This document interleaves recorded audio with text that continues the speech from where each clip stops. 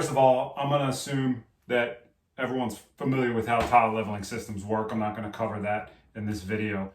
In the past, I've used the ones you can find at some of the box stores, Lowe's and Home Depot. They have little wedges that you drive in with your thumb.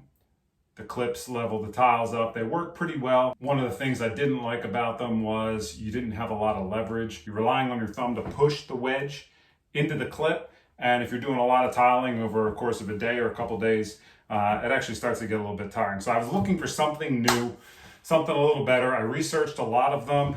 Didn't want to spend a whole lot of money. A lot of the systems people require you to buy a gun or a separate tool that actually draws the tile up, which certainly would have made it more comfortable, but wasn't really looking to spend the money on that extra tool. So what I came across was the Spin Doctors, and here's what I found out. Okay, real quick overview on how the Spin Doctor system works. They sell tile spacers in different thicknesses. This is a 1/16 inch tile spacer. This goes underneath your tile as you're setting it like any other tile leveling system. And then this spinning part on the top is what you spin down to draw the tiles into the same plane. There's 3 parts to the system. You really only need 2 of them. The top spinning part and the tile spacer. Part number 3 is called the anti-friction pad. Tip number 1, I recommend buying it for 2 reasons. The first is that when you spin the top part down against your tile, it does exactly what it's called. It's anti-friction, so it's going to make that spinning a little bit smoother. But the bigger benefit that I saw was it eliminates any chance that you would scratch your tile with turning this portion against the top of a tile, especially a softer one, maybe a natural one or a marble. That be plastic or maybe a piece of dirt or dry thin set, something could get caught in here and scratch your tile.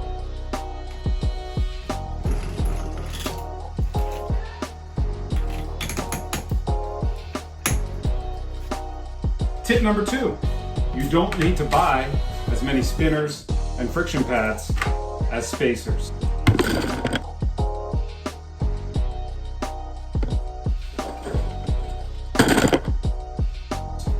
You'll see on the box and on their website, they'll offer you a calculator for how many pieces you will need based on the square footage of your tile. I made the mistake of buying the same amount of everything. What you realize is you do need enough spacers for all of your coverage, but your friction pads and your spinners are reusable. So only buy as much as you think you can cover in a day, because when you come back the next day, you're gonna knock them off, take them off, and you can reuse them.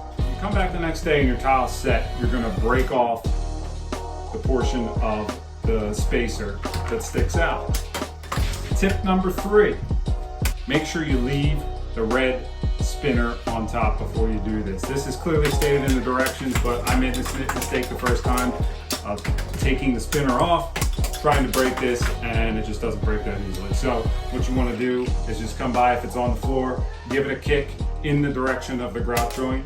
On the wall here, I used a rubber mallet, again, in the direction of the grout joint, and they break right off really easily. Tip number 4, save those pieces that you broke off.